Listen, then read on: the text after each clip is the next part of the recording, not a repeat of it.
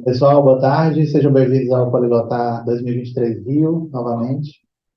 Primeiras palestras da tarde agora está começando e aqui nessa sala vai ser o Derek Cabral. Ele vai falar sobre a extinção de línguas, né? Revitalização linguística. Então, com vocês, Derek. Boa tarde, tudo bem? Estão me ouvindo bem? Tá bom. Obrigado por estarem aqui. Bom, meu tema, eu sou o Derek Cabral, sou professor de idiomas. Atualmente estou trabalhando mais com português mesmo, mas já dei aula também de inglês, de mandarim. E vou falar um pouquinho sobre o tema que tem sido o tema da minha pesquisa de mestrado. E um tema que, na verdade, sempre me chamou um pouco de atenção, que é a revitalização linguística, né? Aí tem essa pergunta um pouco provocadora, aí, salvar uma língua da extinção. Vamos pensar depois se salvar é a palavra certa, mas isso é uma outra questão. Acho que é, pode passar. Acho que uma pergunta que a gente pode fazer para começar é quantas línguas existem no mundo, né? Nós somos aqui poliglotas, né? Gostamos de estudar línguas e muitas vezes, geralmente a gente fica naquelas línguas tradicionais, né? Inglês, espanhol, francês e não sei se às vezes a gente tem noção de quantas línguas existem no mundo. Vocês têm mais ou menos ideia de quantas línguas existem? Vocês acham que existem, então, existem mais países ou mais línguas? Mais línguas. Quer dizer que existem línguas sem países, né? Provavelmente, mais ou menos isso, né? Aí, mais uma curiosidade mesmo, assim. Quantos aqui falam uma língua, eu coloquei língua sem política linguística, quer dizer, quem aqui fala uma língua que não é oficial em lugar nenhum? Esperanto, o que mais? Libras. Libras é oficial no Brasil? Ah, é só reconhecida. Então, você vai me ajudar aí depois para eu não falar besteira aí da Libras. Muito bem. Então, vejam, nós, poliglotas, vou falar nós, né? Somos idiomas que são os idiomas dominantes, né? Aqueles idiomas que, até por conta da história global aí de imperialismo, né, acabaram se tornando um símbolo político, né? Línguas que línguas de colonização e línguas que têm muitos falantes, né, especialmente. Não que ter muitos falantes garanta que seja uma língua dominante, né, não necessariamente funciona assim. Pode passar, por favor. Aí, vocês falaram 6 mil, né? Tem estimativas que vão de 6 mil a 7 mil, difícil contar, né? Por quê? Primeiro porque existe ainda falta de descrição, existem línguas que não são conhecidas ainda, mas aquela velha questão da diferença entre língua e dialeto.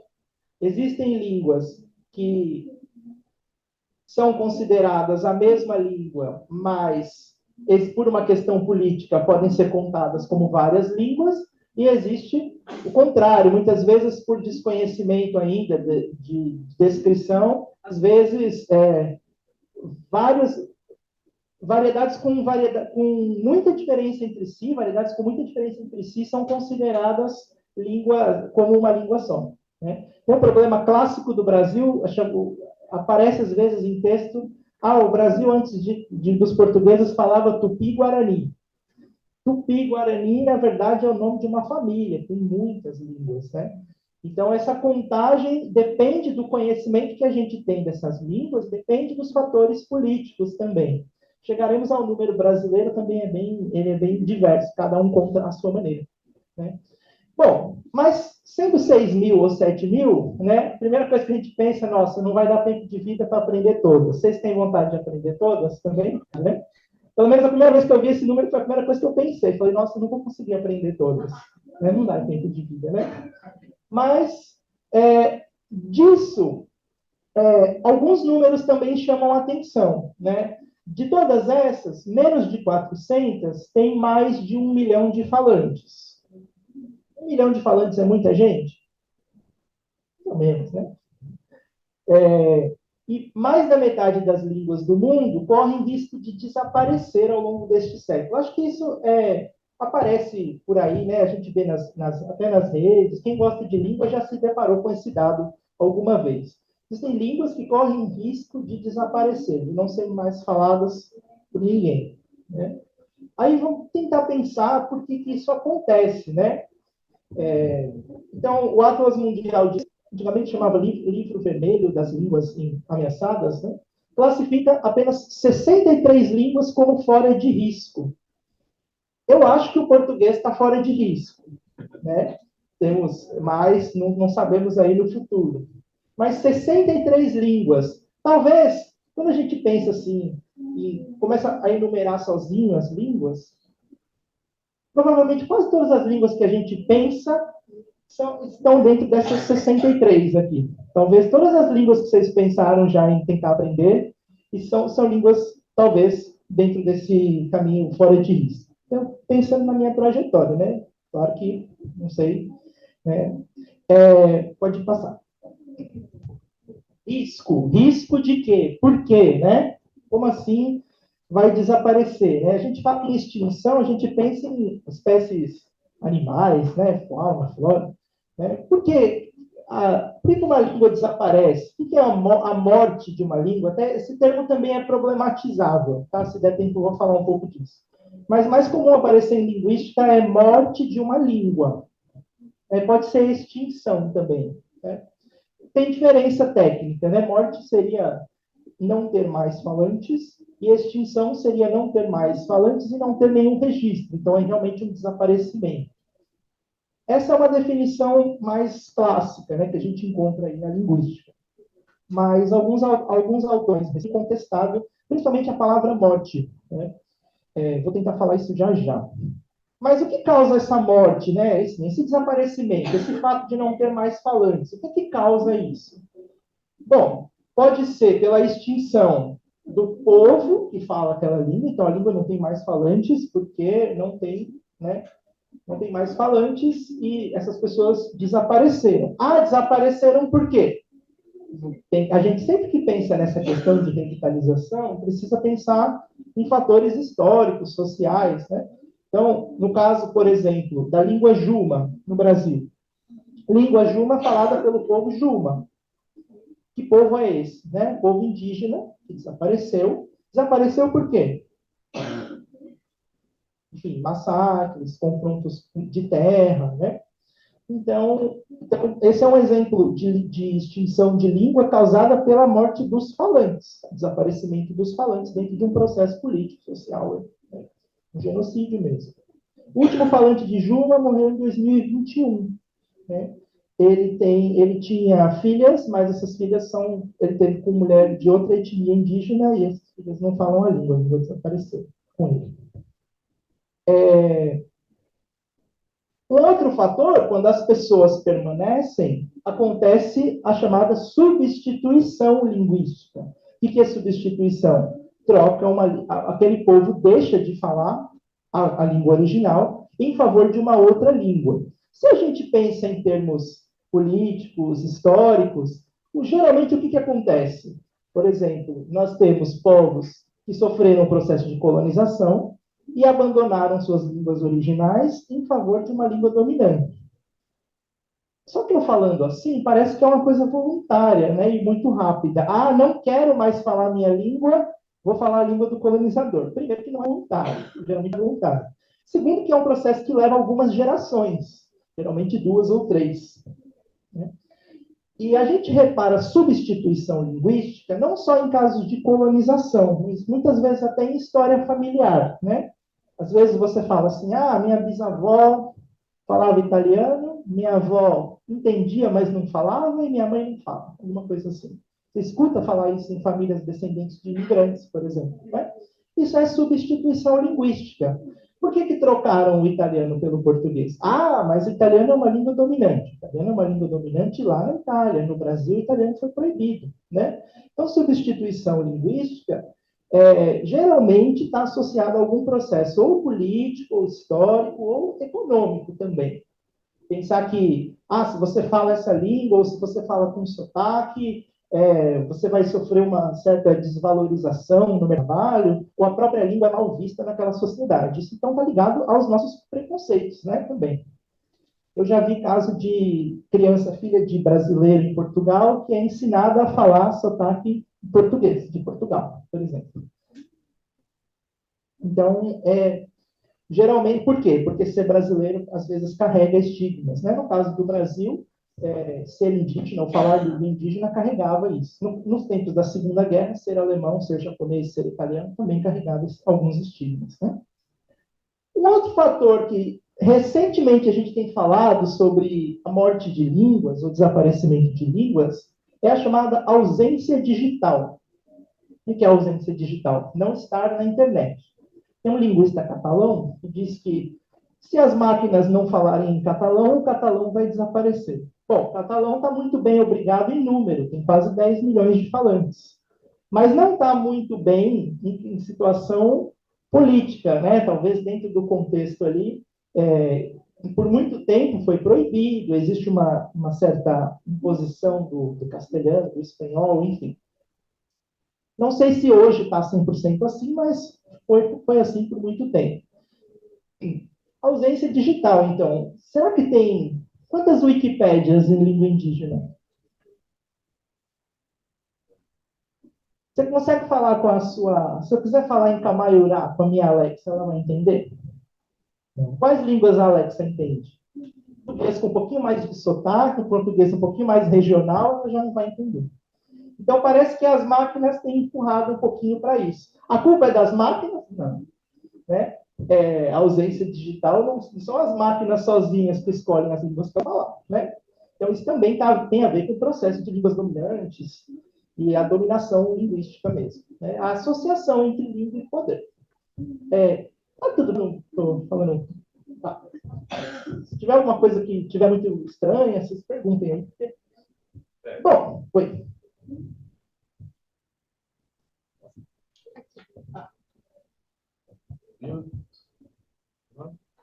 Você acha que a IA e data pode ajudar ou prejudicar? Você criar banco de dados, criar repertório dessas prioridades? Eu lembro do que a Karine falou aqui, não sei se você estava, né? O problema não é a IA em si, né? Se nós conseguirmos usar isso para, em vez de empurrar as substituições linguísticas, se nós conseguíssemos usar isso para fortalecer as línguas que têm menos falantes, não veria problema. Né? Imagina que legal Alexa em todas as línguas indígenas do Brasil. Poderia rolar. Eu acho que não é o problema, não é a IA em si. Pelo menos, eu não sou muito da área tecnológica, vocês estão vendo pelo meu slide meio bagunçado, né? Mas eu tenho essa impressão. Acho que ela não é ruim por si. Pode ser boa. A internet tem ajudado muito. Eu falei aqui quantas Wikipédias em língua indígena, mas realmente ter uma Wikipédia em uma língua minoritária é uma forma de fortalecimento. Várias línguas do mundo, eu vejo mais na Europa, né? Mas várias línguas com menos falantes, o mirandês em Portugal, por exemplo, o asturiano na Espanha, tem as suas próprias Wikipédias, eu acho que isso dá um fortalecimento, até no sentido de criação de palavra, né? Se eu tenho uma língua rural lá, que só idosos falam praticamente, e aí eu tenho que criar um texto de astronomia nessa língua, né? Então, isso levanta um pouco a vitalidade da língua. Línguas sem palavras novas acabam desaparecendo, né?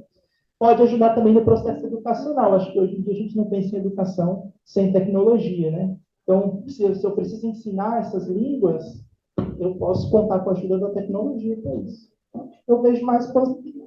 Não sei se é porque eu sou muito otimista, né? Então, nem tudo está perdido. Eu não sei como... Posso falar assim? Tá. Nem tudo está perdido, né? Ai, meu Deus, todas as línguas vão desaparecer, vão ficar só 63, e aí, com isso, vai se desaparecer as questões. Várias culturas vão desaparecer, e aí, ao fim, não, nem tudo está perdido. Nós assim, é possível fazer um processo de recuperação de uma língua. Então, essas línguas que estão em processo de substituição linguística, a gente pode fazer o caminho oposto, reverter a substituição linguística. E aí, qualquer atitude em favor de reverter a substituição e promover, então, a diversidade linguística, qualquer atitude nesse sentido está dentro de um grande, de um termo guarda-chuva aí, chamado revitalização linguística. Revitalizar significaria trazer de volta à vida, mas pode significar mais coisas também. Esse processo é empreendido pelos próprios falantes. Não adianta eu chegar para um povo e falar assim, né? Vamos salvar a língua de vocês. Não é o problema do salvar do meu título, né? Vou ajudar a salvar a língua X. Se o falante não quiser, não tem o que fazer. Existem trabalhos de conscientização, né? Trabalhos de autoestima, aí é outra questão, né? Mas se o falante não quiser, não acontece. E é importante pensar numa questão de protagonismo, né? A revitalização parece que só funciona, pelos casos de sucesso que temos aí no mundo, só funciona se os falantes se empenharem a isso. Todo mundo aqui sabe como é aprender uma língua, né? Imagina aprender uma outra língua, que é uma língua que não tem material, que não tem recursos, né? Fala assim, de repente minha avó, minha bisavó lá falavam um dialeto italiano e eu quero tentar aprender. É muito difícil encontrar material de línguas que não são línguas dominantes, né? Você até falou disso, né? Então, até lembrei também. E é bem complicado nesse sentido da educação, né? E aí, só para falar assim, explicar um pouquinho, esse processo é muito genérico, falar revitalizar. Revitalizar quer dizer o quê? Né? Isso sempre vai depender de que estágio está a língua. Como está essa língua? Quem a fala? Né? Ou como está o grau de risco de desaparecimento dela, né? Então, eu tenho línguas que estão em risco, no sentido mais genérico, assim, essa língua pode desaparecer, pode ocorrer uma substituição, e aí até, assim, línguas grandes, né? Pensar assim, por exemplo, pensar nos Países Baixos, por exemplo, que estão usando cada vez mais inglês nas universidades. Se ninguém faz trabalho acadêmico em holandês ou em neerlandês, a língua não é que ela está em risco, mas ela está sendo menos usada. E quando a língua começa a ser menos usada, quando a língua começa a parar de servir para todos os ambientes, é um comecinho, assim, lá longe de... Epa, não está tudo bem aí. Né? Na Itália aconteceu a questão do Instituto Politécnico de Milão, da aula em inglês, foi meio polêmico lá. Não é um risco, né? Assim, o italiano não vai desaparecer amanhã, o holandês não vai desaparecer amanhã, imagina. Então, não estou falando de perigo de extinção, mas estou falando de um comecinho, um sinalzinho de substituição linguística. Por isso que só sobram 63 naquela lista lá de todas, né? Quando eu tenho uma língua com poucos falantes, às vezes acontece, como eu disse, é um processo geracional, ela vai parando de ser transmitida para as crianças, para as novas gerações. E aí, em alguns anos, só sobram os idosos falando. Aí as ações já são um pouco diferentes, né? E quando a língua não tem falante nenhum, dá para fazer alguma coisa? Dá também. Né? Às vezes dá para voltar a tornar uma língua falada, como o hebraico, por exemplo, né? O hebraico é um exemplo muito específico, é o exemplo mais lembrado, mas ele é muito específico. Se você ficar na frente da caixa da microfonia, mais para cá fica melhor. Mas aí, slide não, né? Não. Ele é muito específico porque ele tinha todo um contexto cultural muito único, né? E ele tinha uma documentação, era a língua de um povo que guardou essa língua escrita, levou essa língua escrita para a sua diáspora e preservou esses escritos, né? Então, o hebraico é um caso muito específico.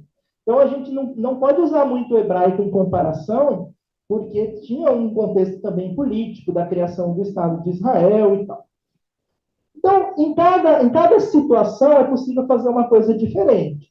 Então, se está só parando de ser usado em todos os setores, né? Se, por exemplo, pensar no Paraguai, por exemplo, a consulta médica não é em Guarani, a consulta médica é em espanhol, né? Como é que eu faço para reverter isso? Passo a língua, tem que fazer a língua ser usada em âmbitos mais técnicos, ensinar a linguagem técnica, criar palavras, às vezes a língua não dispõe dessas palavras, né? O Paraguai tem feito isso com a sua Secretaria de Políticas Linguísticas. Vamos criar termos até aeroespaciais, por exemplo, em Guarani, para que a gente não precise entrar na onda da substituição linguística. Se a língua tem poucos falantes, o que dá para fazer é documentar, principalmente se é uma língua uma língua que não é escrita. Ir atrás daqueles idosos que falam, tentar gravar, tentar fazer as crianças aprenderem, enfim. Pode passar. Aí uma pergunta que eu coloquei aí, né, mais para provocar um pouquinho, né? Eu falo tudo isso, tudo muito lindo, né? Mas e aí, para quê? Né? As pessoas gostam de me perguntar, para quê? Ei, tá certo? Tá bom, então vamos revitalizar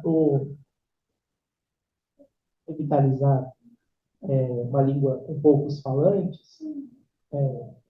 E o que vai acontecer? Quanto que a gente vai ganhar com isso? Então, assim, tem algumas questões que vão um pouco além do financeiro, né, e do material. Claro que existem casos de benefícios financeiros e materiais, vou tentar falar deles se sobrar um tempinho. Mas as motivações geralmente são motivações mais políticas e também científicas. Quando eu falo em direitos linguísticos, é uma noção ainda bastante recente, né, mas de que você tem o direito de falar a sua língua materna, né? Então, não posso proibir, os estados não deveriam, pelo menos, proibir línguas, né? Como tem acontecido. Já aconteceu no Brasil? Já, né? O ensino no Brasil em língua indígena foi proibido lá no século XVIII. As línguas de imigração que tinham relação com a Segunda Guerra foram proibidas. Então, direito linguístico, eu tenho o direito de falar a minha língua materna. Tá bom, mas aí vamos pensar numa língua brasileira com poucos falantes. Por exemplo, o Camaiurá, lá do Xingu. Tá bom, eu tenho o direito de fazer uma consulta médica na minha língua materna, mas como é que o médico vai falar em Camaiurá comigo? Como é que eu vou formar médicos nas 300 línguas indígenas do Brasil? Complicado, né? Então, pelo menos o direito a um intérprete, por exemplo. Aí a gente pode esbarrar em questões financeiras, né? Um maior incentivo a contratações e tal. Mas aí ainda é muito utópico para o caso brasileiro, né? O país que está avançando nesse sentido é o Paraguai, como eu comentei. Outro fator que é muito comentado é a questão do conhecimento científico. Muitas línguas, especialmente línguas de povos tradicionais, guardam muita informação sobre aquela natureza, sobre a fauna daquela região. Há casos bastante específicos, né, especialmente em casos que eu conheço mais, são mais de fauna e flora, mas também até relacionados à medicina tradicional. Às vezes, o conhecimento guardado por aquele povo está guardado na língua, está guardado nas palavras, nas narrativas, né? Os povos que não têm escrita muito, que tem a cultura predominantemente ágrafa, ou oral, né? Eles guardam muito conhecimento nas histórias, nas narrativas. E a perda da língua gera a perda dessas narrativas que podem trazer conhecimento e contribuição para a própria comunidade, mas para a humanidade como um todo. Então, aí pensar que a humanidade toda, pensar em direito no sentido de que a humanidade toda teria o direito de ter acesso a algumas coisas, né? Alguns conhecimentos que se perdem aí por questões também políticas, né? Questões de colonização e a diversidade cultural, né? Direito à diversidade linguística e cultural. Pode passar. Eu não sei se como estamos de tempo. Começou 3, não foi? Começou 3, exatamente, né? Acho que temos mais uns 20 minutos, mais então... algumas perguntas. Bom, então, pensando que fazer revitalização linguística é reverter a substituição, quer dizer, fazer o caminho inverso, em vez de trocar uma língua pela outra, incentivar essa pluralidade, essa diversidade de línguas, como que a gente pode reverter essa substituição? Geralmente a gente pensa primeiro na educação. Ah, tá bom, vamos colocar a língua na escola e vamos fazer as crianças todas aprenderem essa língua. Funciona? Vocês aprenderam inglês no inglês da escola? Da escola. Então, é um problema, né? Só a escola corre o risco de ficar lá no... Tudo bem, vamos colocar a língua ticuna na escola, aí você fica só no verbo to be do ticuna, né? Pensando no caso da realidade do povo ticuna, né? Não na nossa, né? Mas, enfim. A mesma coisa para a gente, né? O inglês e espanhol da escola, muitas vezes, é um pouco complicado. Não significa que a gente vai sair falando. Então, só a escola não basta. E tem que lembrar também que, às vezes, a escola é um fator de acelerar a substituição linguística. Um caso no México, eu não vou me lembrar o nome do povo agora, mas que o material que o governo mandou e os professores que o governo formou para aquela língua indígena de uma determinada região falavam uma variedade padrão que as crianças não entendiam. Então, não rolava comunicação. Tinha língua indígena na escola, mas era outra língua, diferente da comunidade. Como se, imagina que nós somos brasileiros morando na Finlândia e o governo da Finlândia põe aula de italiano para a gente. Italiano é quase igual ao português, põe aí para eles, né? É o que a gente faz. É o que a gente faz com Tupi-Guarani, por exemplo, de achar que Tupi-Guarani são a mesma língua. Não vai rolar, né? Então, se eu colocar aula de Tupi na escola do povo Guarani, o governo olha, não funciona assim. Então, cuidado com a escola, né? Então, essa problematização que eu queria colocar. No caso do hebraico, eu coloquei até um livro aqui, se vocês quiserem depois procurar, The Language of Angels, né? Uma forma mais romantizada de contar o ressurgimento do hebraico, mas traz bastante informação, né?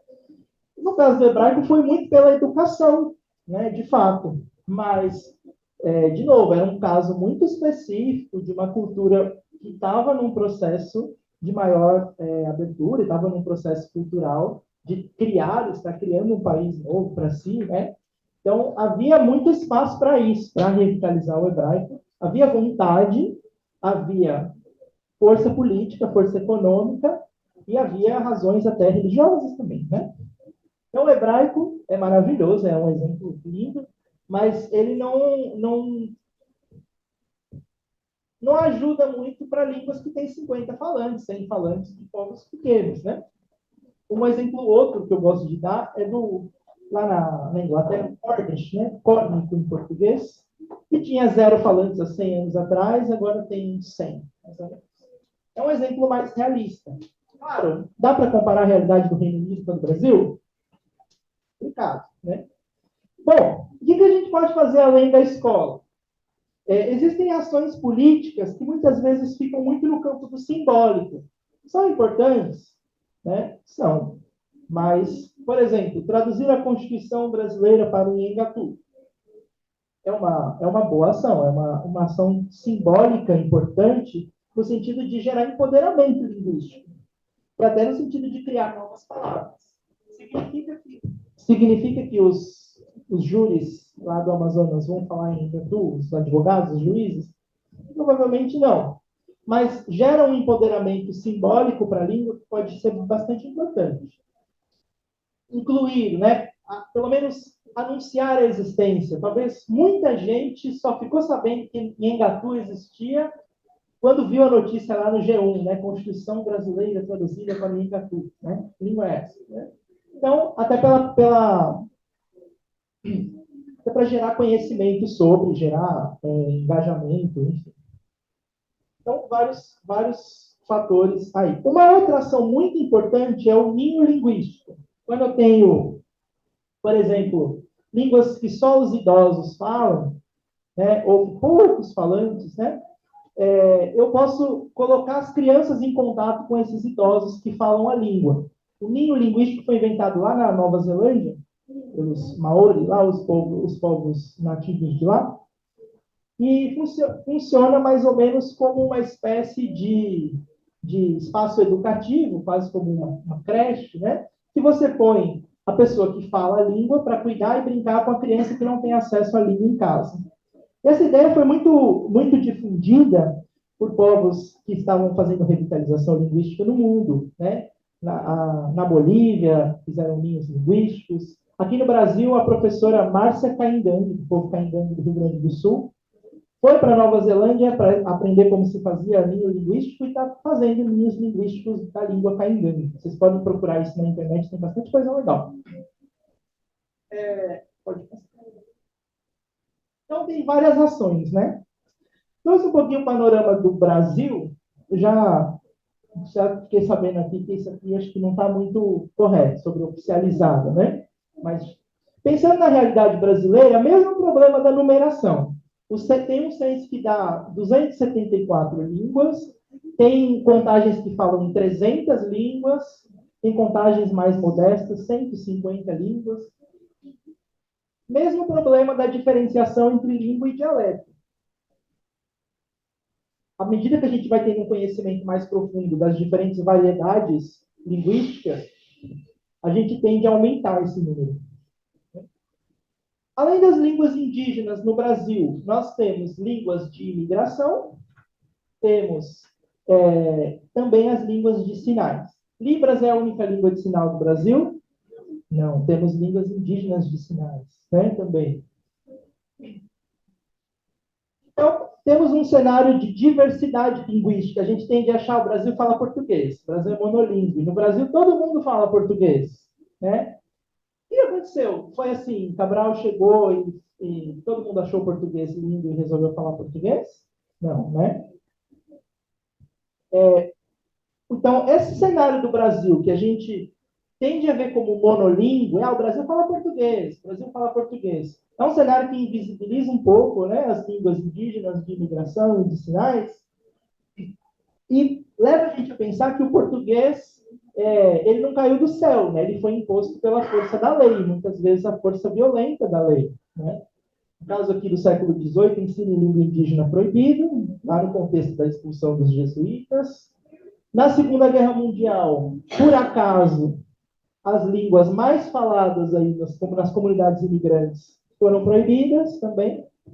Então, não é acaso, né? Não é assim, falo português, né? Nós não somos portugueses, né? Tem que pensar na formação da língua do povo brasileiro, né? De onde surgiu, de onde a gente veio, né?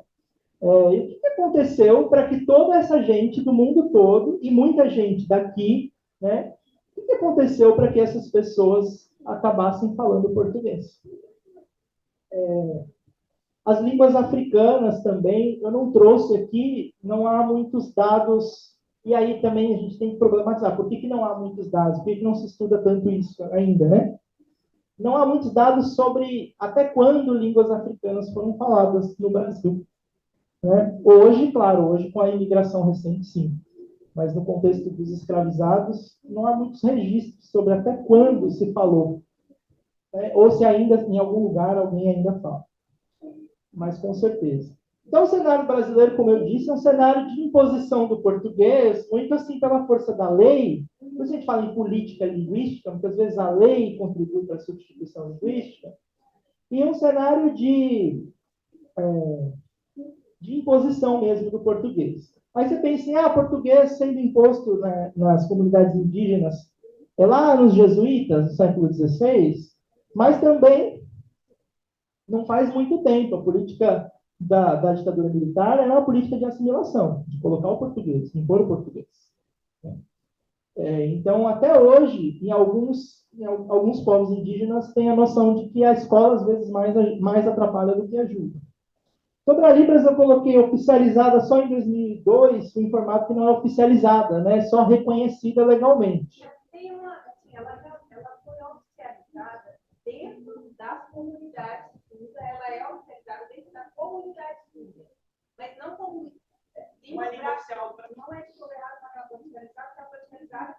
das comunidades. Então fica uma coisa meio, né? É oficial, mas não é oficial para todo mundo. Oficial para a comunidade.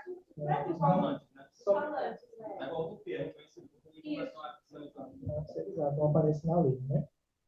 Então, então, imagino que os estudantes têm direito a acesso, né, a, pelo menos a intérpretes, né? Pelo menos na minha realidade escola, onde eu dou aula, os alunos surdos têm acesso a intérpretes, né? Mas eu acredito que ainda seja uma coisa muito recente e muito ainda, né, inicial. Então, esse é um pouquinho da realidade brasileira. Quanto tempo eu tenho? Poxa, Fabrícia está aí, né? Brotei. Fica à vontade. Quanto tempo? Você vai falar. Pode passar para mim, por favor? Sim, tá. Eu trouxe alguns exemplos aqui de casos de revitalização linguística. Eu não sei se a imagem vai ajudar muito, mas eu trouxe alguns exemplos aqui de línguas em diferentes estágios. Trouxe exemplos de algumas ações de revitalização que já têm sido feitas. Tá? Vou começar dos casos mais complicados e vou para os casos ainda mais que ainda tem mais falantes. Se eu tenho uma língua indígena, como a língua potiguara ou tupi-potiguara, ou como a língua do povo chucuru, que não são mais faladas, o que eu posso fazer? O que eu posso fazer? Mais falada por ninguém. Eu posso ensinar como segunda língua. Significa que daqui a 15 anos todo mundo vai estar falando a língua? Provavelmente não. Mas é uma ação de empoderamento, uma ação de autoestima e uma ação de reconhecimento da própria cultura e da própria identidade. Dois grandes exemplos brasileiros, Chucuru em Pernambuco e Potiguara na Paraíba. Este material dos Potiguara é o que eu estou estudando no meu mestrado. Né? Então, o povo potiguara não fala mais a sua língua, quer dizer, não falava mais a sua língua original, pelo menos desde o século XVIII.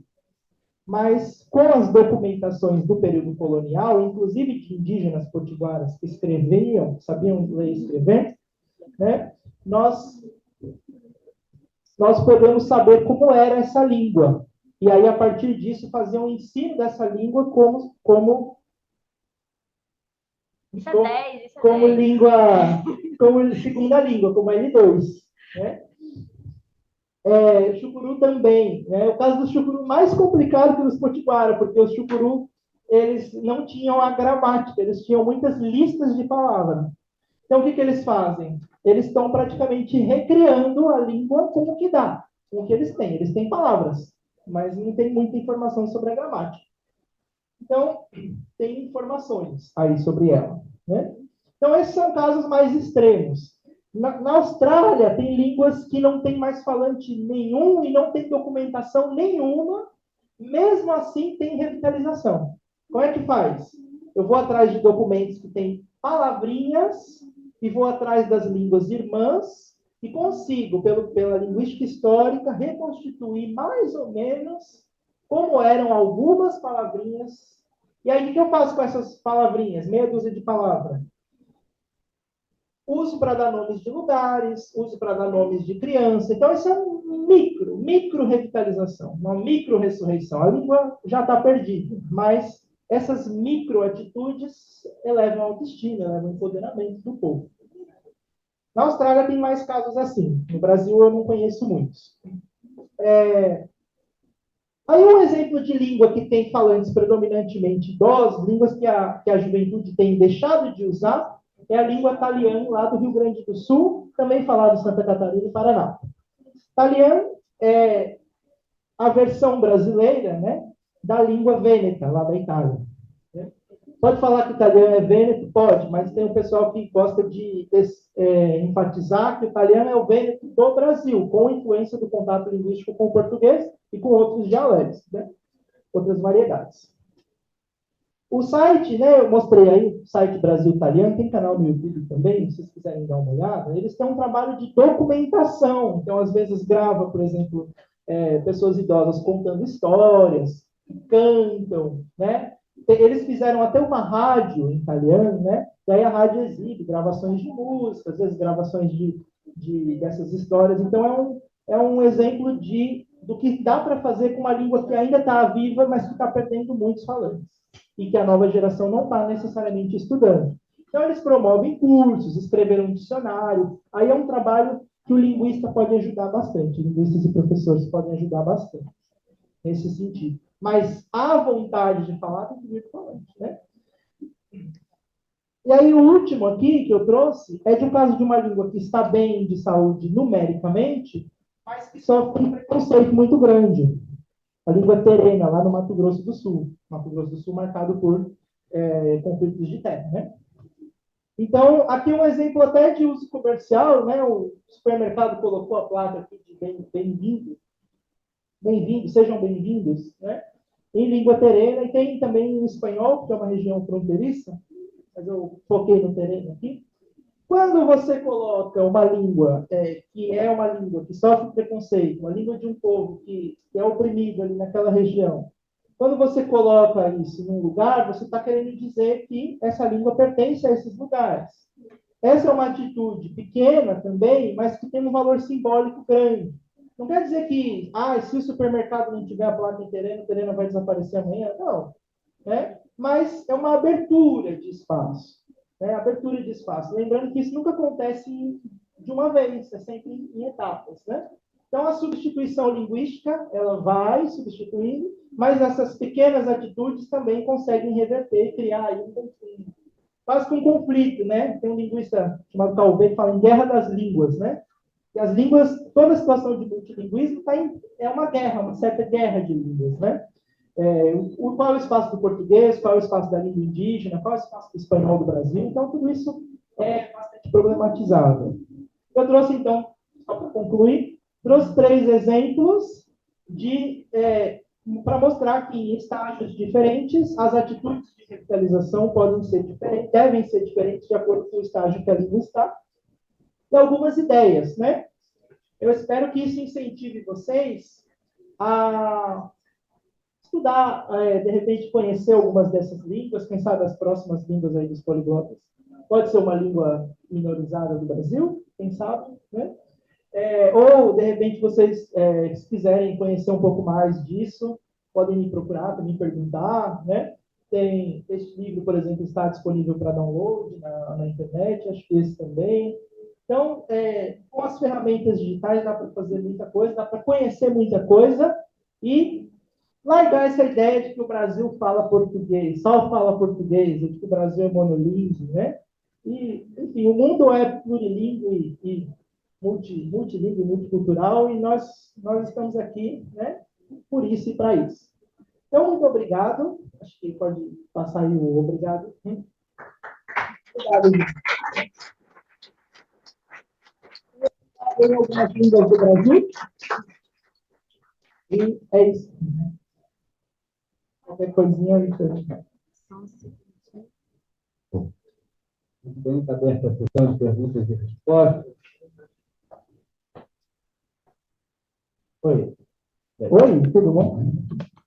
Então, na verdade, é mais um comentário. Porque, assim, eu percebi que em algumas dessas línguas indígenas, vocês não têm o todo, não tem a gramática, não tem toda a sintaxe, e aí vocês tentaram, com as línguas irmãs, reproduzir, né?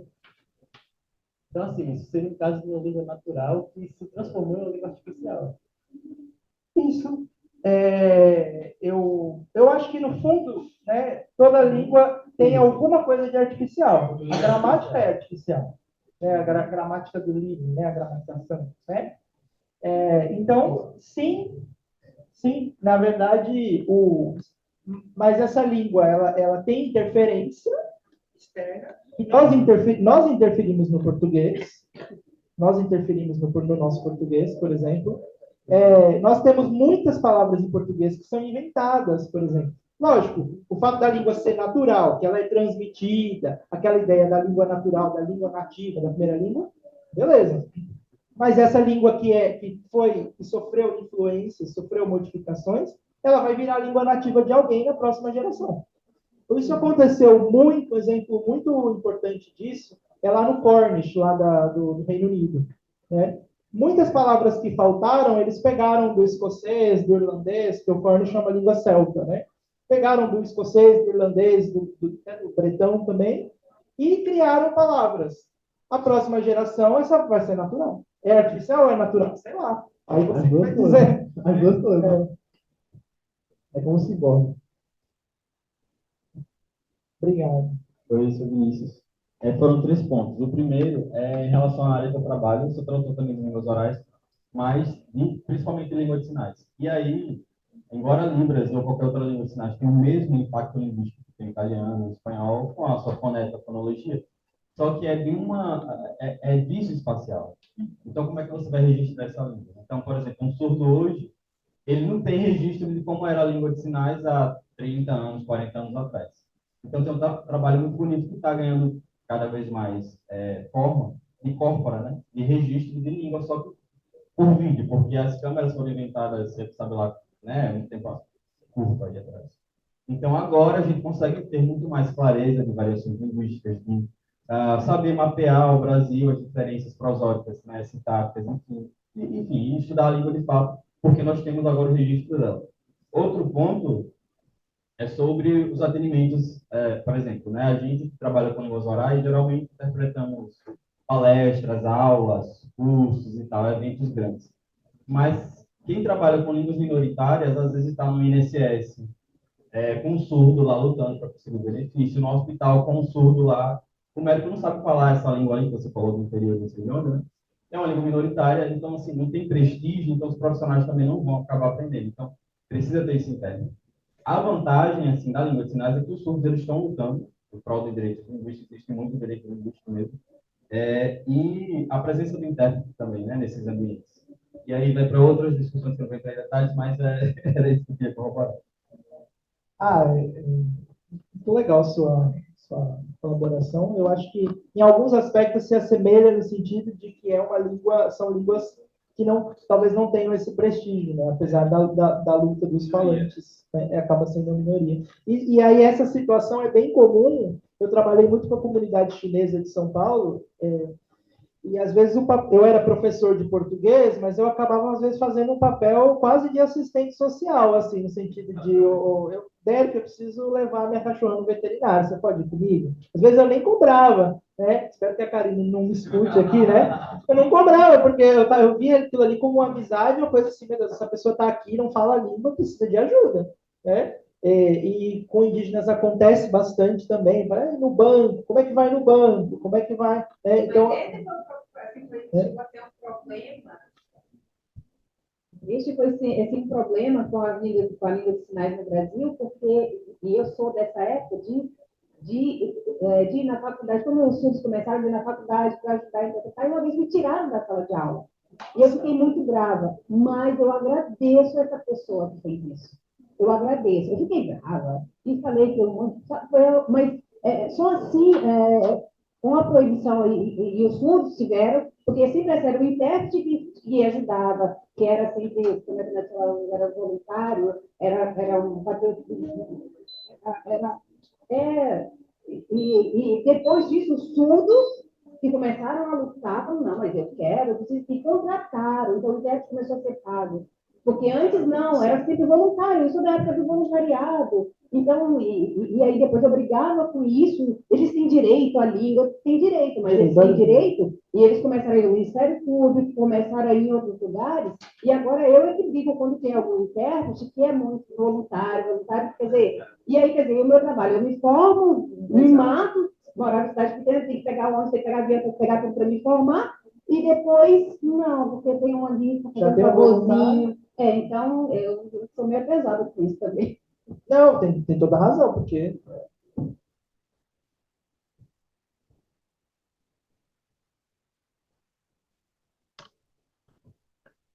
Obrigado pela sua. Oi, primeiramente, parabéns pela sua palestra. Acho que você explicou tudo de uma forma muito didática, assim, e tranquilo de entender. Essa semana, eu meio que por acaso fiquei sabendo de uma língua, porque eu estava lendo um livro em francês E também, ao mesmo tempo, eu assisti uma entrevista do Omar Sy. Não sei se vocês conhecem o ator de Lupin, e ele também fez aquele filme Os Intocáveis, enfim, ele é muito famoso assim, no cinema francês, né? Ele é um senegalês, franco-senegalês, enfim. E ele estava falando como a língua materna dele é o Peul, que é uma língua do povo Peul, né, que tem o mesmo nome do idioma, que fica ali nessa região da África do Oeste, enfim, é um povo nômade, etc. e tal. E aí eu assisti uma reportagem no YouTube, porque o Peul é uma língua que não tinha alfabeto. E eles criaram um alfabeto para registrar esse idioma e também é um alfabeto que está servindo para outros idiomas também. E no caso da reportagem, né, era na Guiné, mas, enfim, o Peul está presente no Senegal, né, como é o caso do Marci, está presente no Mali e em outros países também. Então, eu achei isso interessante porque na reportagem eles falavam como o registro dessa língua para eles é importante para eles começarem a pensar até os próprios negócios a partir dessa língua materna, porque até então eles usam o francês, né, como língua para negócios, uma língua para universidade, etc. Então, a minha pergunta, né, seria mais no sentido de como que você enxerga essa coexistência, você falou um pouquinho mais para o final, mas, por exemplo, nesses países que a língua colonial ainda está ela é muito forte, mas as línguas maternas também têm um papel muito importante. Porque, por exemplo, aqui no Brasil, essas outras línguas, elas estão em minoria, mas nesse país que a língua, como eu posso falar isso? Entende? A língua oficial, assim, usada para o conhecimento é a língua colonial e tem essa questão que eles querem usar a língua materna. Como que fica esse equilíbrio? Eu acho que não tem equilíbrio, na verdade, né? O que os linguistas falam em guerra de línguas, justamente nesse sentido, né? Tem algumas polêmicas em relação a como vai ser escrita essa língua. Alguns falam assim, as línguas que não tinham forma escrita, né? Alguns defendem que vamos criar um alfabeto novo, ou vamos usar o alfabeto latino. Mas o alfabeto latino é do colonizador, pode ou não pode? Então tem várias polêmicas em torno disso, né? Mas eu acho que a situação geralmente é de tensão, né? De conflito. E aí pode gerar algumas situações. Em alguns casos, né, eu já vi em caso já ouvi falar eu não me lembro do país, eu não vou arriscar para não errar o país, mas de 24 línguas maternas na sala de aula, por exemplo. Uma sala de aula de 40 alunos, você tem 24 línguas maternas diferentes. Que língua você vai usar? Geralmente, a língua dominante, né? Mas o que fazer com essas outras línguas que são, né? Então, existe pensar a educação é muito complicado, muito complexo. Agora, sobre a escrita, sobre a forma escrita é muito importante, porque sem a forma escrita, a gente não, a língua não acessa todos os meios da sociedade. E aí ela vai cair na substituição. Se eu precisar falar a língua do colonizador para ir no médico, ou para falar com a minha Alexa em casa, então a tendência é a língua dominante continuar dominante. Temos tempo aqui para mais uma ou duas perguntas no máximo mesmo. Obrigado pela pergunta. Oi, Derek, adorei a sua palestra, foi muito boa. Eu tenho um primo que ele é surdo, e quando ele ficou noivo da mulher dele, a minha tia teve que contratar um padre surdo também. Ele é lá acho que de Minas, se não me engano. Ele veio, a minha tia pagou a hospedagem, a passagem dele de avião para cá. Ele veio para celebrar o casamento do meu primo, porque os dois eram surdos, tanto meu primo como a noiva, e os dois eram surdos. Então o padre veio para celebrar o casamento. Nossa, que bonita a história, né? Assim, mas veja que envolve também o financeiro. Mas não foi só ele, a ex-namorada dele, que também casou com um surdo. E o mesmo padre foi chamado. Parece que era o único padre que realizava esse tipo de casamento entre surdos. Hoje em dia tem, né, o intérprete, né, que é chamado para para um casamento desse, ele interpreta, mas na época não sei se não tinha ou se não era muito usado. E na igreja tem a questão da palavra, né, do sim ali, né? Então, não sei como que fica isso, se pode interpretar um casamento. Né? Eu já tenho visto, mas na época do meu primo, eu não sei se não podia ou se não era muito usual, não sei. Eu sei que teve que vir o padre para celebrar o casamento do meu primo. Nossa, muito interessante. Obrigado, então, pessoal. Só que agora tem um padre, né? E aí eles querem realmente que a comunidade não tenha representatividade. Ok. Mas sempre foi, porque antes nem tinha, era o padre Wilson agora, que normalmente vai.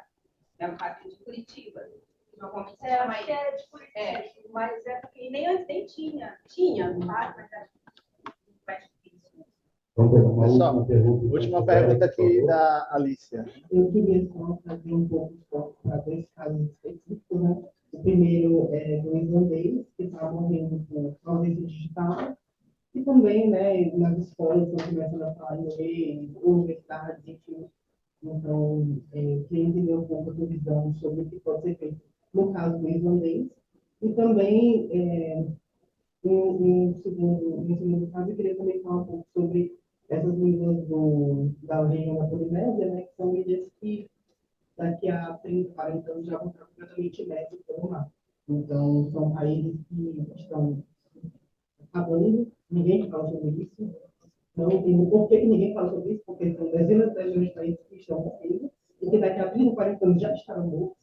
Então, governos que estão gastando tudo que tem para mandar a sua população para a Austrália, para a Nova Zelândia, enfim. Então, o que se pode fazer, né, para revitalizar também, para tentar revitalizar essas línguas que daqui a 40 anos já estarão mortas, né, como Nauru, Tuvalu. Aí, eu acho que como depende do estágio, né? Eu acho que o irlandês, como tem ainda uma comunidade ativa de falantes, mesmo que sejam pessoas mais idosas ou que seja uma comunidade mais regional, é possível fazer atitudes de documentação, esses linhos linguísticos, de repente ensinar para as crianças, né? E tem sido feito, por exemplo, o Duolingo, o governo da Irlanda fez até uma menção de agradecimento ao Duolingo, lá por ter criado o Duolingo em irlandês e tal. No caso das línguas em que o território está ameaçado, é bem interessante, porque geralmente está tudo junto, né? Quando o povo está ameaçado, a língua está ameaçada. Quando a língua está ameaçada, o povo está ameaçado. Então é interessante que tenha essa correlação. Agora, o que vai ser feito, sinceramente, é desesperador, eu também não sei. Né? Provavelmente essa comunidade vai se transplantar para outro lugar e existem condições da língua se manter em outro território. Isso existe, comunidades de imigrantes do mundo todo, né? Mas eles vão se tornar refugiados climáticos, né? E aí, o que vai ser feito dessa língua é um mistério. Mas obrigado, então. Muito obrigado, Derek, é uma apresentação sensacional, nos fez viajar muito tempo.